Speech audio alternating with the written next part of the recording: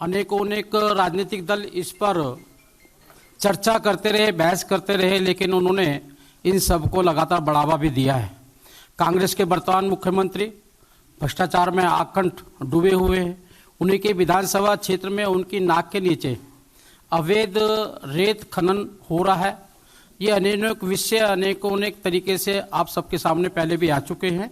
इससे साबित होता है कि प्रदेश के रेत माफिया से उनके कितने घनिष्ठ संबंध हैं।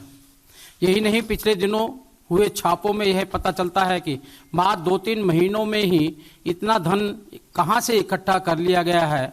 ये साफ दर्शाता है कि वह भ्रष्टाचार में आकंठ तक डूबी हुई कांग्रेस को चला रहे हैं और स्वयं भी डूबे हुए हैं। यही नहीं, प्रदेश सरकार पंजाब विरुद्ध केंद्र की मुद्दा बनाकर लोगों की भावनाएं भड़काना चाहती है। यह बहुत ही खतरनाक दिशा है।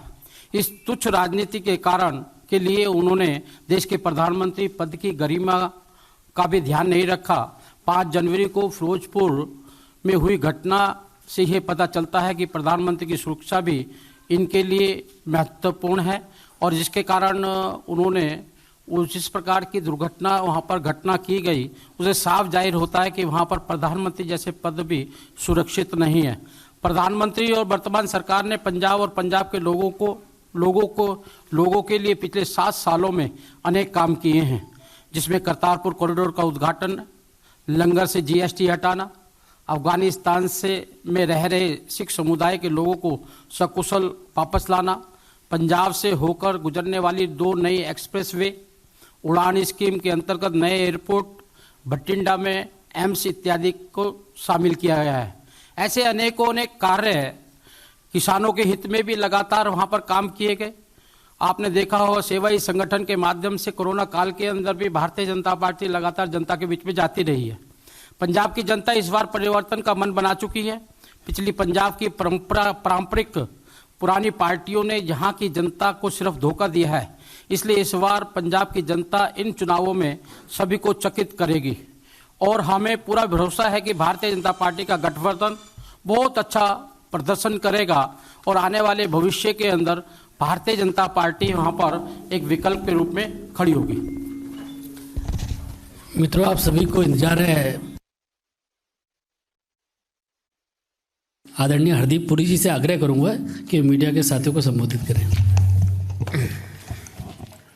भाइयों और बहनों, अभी जो दुष्यंत गौतम जी ने आपके सामने कुछ बातें रखी, मैं आपको रिक्वेस्ट करता हूं बड़ी गंभीरता से इन पे रिफ्लेक्शन होनी चाहिए। पंजाब सिर्फ एक सेंसिटिव बॉर्डर स्टेट ही नहीं है, बट पंजाब एक ऐसी स्टेट है जिसकी कंट्रीब्यूशन नेशनल एफर्ट के लिए, चाहे वो देखिए आर्म्ड फोर्सेस में जो हमारी कम्युनिटी के सिख भाई बहन, उनकी क्या कंट्रीब्यूशन रही है आर्म्ड फोर्सेस में, देश के अन्नदाता रहे हमारे किसान वहां के, उनकी क्या कंट्रीब्यूशन रही है। अलग अलग फील्ड्स में पंजाब एक बहुत गर्व से हम कह सकते हैं, Punjab was the Nations pride. आज क्या स्थिति हो गई है वहां पे? देखिए, देश में 5 स्टेट्स में चुनाव होने जा रहे हैं। उत्तर प्रदेश में हम बात करते हैं डबल इंजन सरकार की। जो केंद्रीय योजनाएं हैं वो किस गति के साथ उत्तर प्रदेश में इंप्लीमेंट की गई हैं। प्रधानमंत्री आवास योजना देख लीजिए,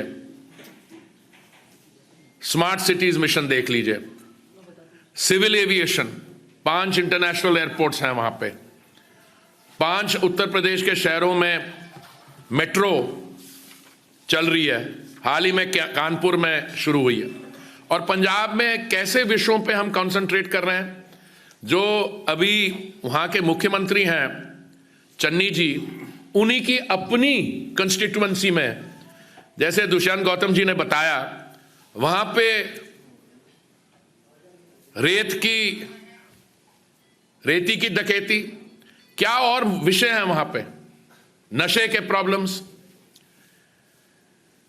देखिए, नशा करना एक पर्सनल इशू होता है, पर अगर कोई पॉलिटिकल पार्टी अपना कैंडिडेट कोई ऐसा रखे जिसकी अपनी कंस्टिट्यूएंसी में ऐसे आरोप लगे और दूसरी पार्टी एक ऐसे व्यक्ति को आगे रखती है जिसमें वो अंग्रेजी में कहते हैं ना, फैक्ट स्पीक फॉर देमसेल्व्स। अब देखिए, पुराने क्लिप्स भी अवेलेबल हैं, आज के भी।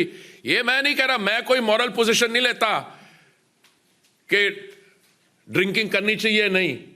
पर्सनल चॉइसेस होती हैं। कई लोग इसके अगर आपको सोशल ड्रिंकिंग पसंद है आप कर सकते हैं, किस डिसिप्लिन में कर सकते हैं। पर आप क्या समझते हैं कि पंजाब जैसी सेंसिटिव बॉर्डर स्टेट में आप ऐसे छवि के व्यक्ति को मुख्यमंत्री का चेहरा बनाना चाहते हैं? मैं सिर्फ ये सवाल आपके सामने, I leave the question, I am not making a statement. और फाइनल चीज ये है कि भारतीय जनता पार्टी जो पंजाब में एक गठबंधन में जुड़ी हुई थी, उसके कारण पहले वो जूनियर पार्टनर बन गई, और हमारे जो सहयोगी थे उस गठबंधन में उनकी क्या पॉलिसीज रही हैं, शायद हमें थोड़ी देरी हो गई, पर जब भी हम गठबंधन में होते हैं it's like a bad marriage. हमें खुशी है कि वो छोड़ गए, पर अभी जो मेरे साथी और मित्र तरुण चुग जी जो लिस्ट अनाउंस करेंगे, आप उसमें ये देखेंगे कि बहुत सोच समझ के जो सारे सेक्शंस हैं सोसाइटी के, हमारे सिख भाई, एससी, बाकी वर्ग के लोग, तो मैं और समय नहीं लूंगा, मैं उनको रिक्वेस्ट करूंगा, जैसे अनिल बलूनी जी ने कहा, वो लिस्ट आपके साथ शेयर करें।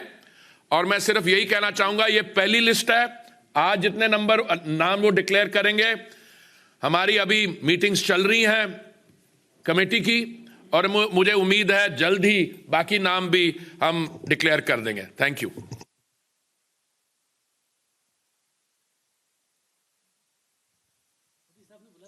अच्छा, नहीं, मैंने कहा पूछ के। ऐसा है कि भारतीय जनता पार्टी एक कैडर ऑर्गेनाइजेशन है,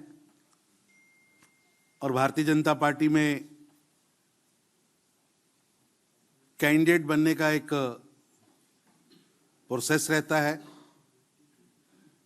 ये किसी बाप बेटे की, माँ बेटे की पार्टी नहीं है कि कोई भी रात को बैठ के तय करे।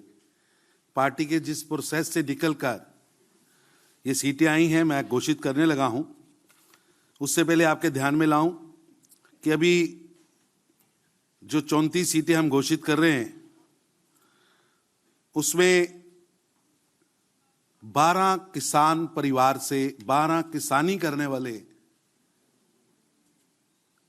लोगों को टिकट दी गई है।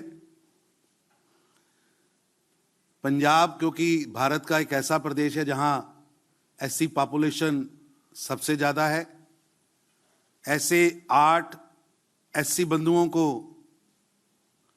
टिकट दी गई है।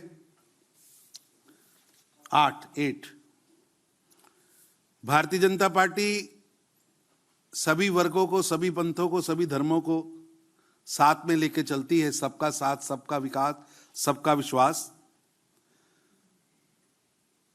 13 सिख बंधु इस लिस्ट में है।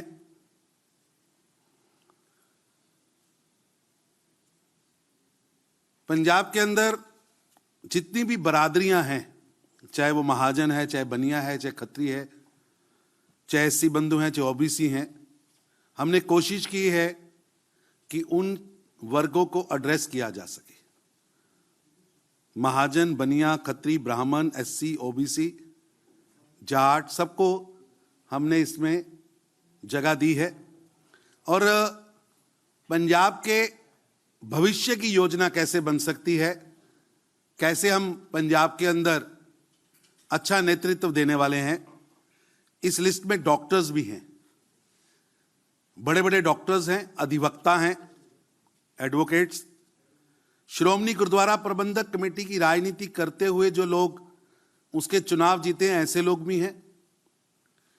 भारत का नाम विश्व में रोशन करने वाले खिलाड़ी भी हैं, किसान भी हैं, उद्योगपति भी हैं, युवा भी हैं, महिला भी हैं, छोटे दुकानदार भी हैं और मजदूर भी हैं और पूर्व आईएएस भी हैं। इन सब कैटेगरीज को हमने 34 सीटों में पहली लिस्ट में एडजस्ट किया है। कितना scientific system Bharatiya Janata party ने बनाया है। मैं सूची घोषित करने लगा हूं। मैं सीट का नंबर भी साथ में घोषित करूंगा। सीट क्रमांक 1 यानी इलेक्शन सीट क्रमांक 1 सुजानपुर, श्री दिनेश कुमार बब्बू, दिनेश सिंह बब्बू बब्बू ये वहां पहले 3 बार विधायक रहे हैं, डिप्टी स्पीकर रहे हैं, बड़ा राजपूत चेहरा है। उसके बाद सीट क्रमांक 5 दीनानगर, श्रीमती रेणु कश्यप, बहुत पुराना परिवार है। दीनानगर सीट क्रमांक 5 आरक्षित सीट है। अपने बहुत बड़े नेता और वहां से विधायक रहे सीताराम कश्यप उनके परिवार से हैं, एक बड़ा नाम है, महिला नेता हैं, महिलाओं के लिए समाज में बहुत बड़ा काम किया है। सीट क्रमांक 8 हरगोबिंदपुर, ये भी एससी सीट है, बलजिंदर सिंह डोकोहा, उस क्षेत्र के अंदर राजनीतिक व सामाजिक काम करने वाला चेहरा है बलजिंदर सिंह डोकोहा, हाँ जी, DAKOHA। अमृतसर नॉर्थ सीट क्रमांक 15 अमृतसर नॉर्थ, सरदार सुखमिंदर सिंह पिंटू, वहां 3 बार पार्षद रहे हैं, युवा चेहरा है, जाना माना नाम है पिंटू। उसके बाद 21 नंबर सीट तरन तारन, नवरीत सिंह शफीपुरा। नवरीत सिंह शफीपुरा लवली के नाम से मशहूर है, लवली के नाम से मशहूर हैं, बहुत अच्छा बड़ा चेहरा है, किसान परिवार है, तरन तारन में रहते हैं, उन्हें प्रत्याशी पार्टी ने बनाया है। कपूरथला 27 सीट नंबर 27 कपूरथला, रंजीत सिंह खोजेवाला, कबड्डी में एक बड़ा नाम, देश के लिए बहुत काम किया है, एक अच्छे खिलाड़ी हैं। जलंधर वेस्ट 34 एससी सीट है, महेंद्र पाल भगत, महेंद्र धीरे चलूं, 34 महेंद्र पाल भगत, लिस्ट दे देंगे। हाँ, ये इंडस्ट्री बोर्ड के चेयरमैन रहे हैं। इनके पिताजी पार्टी के बहुत वरिष्ठ नेता रहे, 3 बार विधायक रहे, पार्टी के विधायक दल का नेता रहे। भगत परिवार है, भगत एससी रिजर्व सीट है, पिछली बार भी इन्होंने चुनाव लड़ा था। जलंधर सेंट्रल पार्टी का एक बहुत बड़ा चेहरा,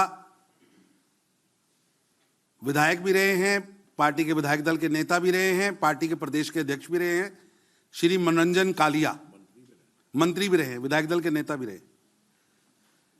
जलंधर नॉर्थ श्री कृष्ण देव भंडारी, श्री कृष्ण देव भंडारी पार्षद रहे, 2 बार विधायक रहे, पार्टी के parliamentary secretary, chief parliamentary secretary रहे। 39 मुकेरियां श्री जंगीलाल महाजन, महाजन सभा का बहुत बड़ा चेहरा है, पार्टी के पुराने कार्यकर्ता हैं, बाई इलेक्शन लड़ा था। दसूहा रघुनाथ राणा, 40 नंबर दसूहा रघुनाथ राणा उद्योगपति रहे हैं, बड़ा चेहरा है पार्टी का, पंजाब इंडस्ट्री बोर्ड के चेयरमैन भी रहे हैं। होशियारपुर हमारी परंपरागत सीट है,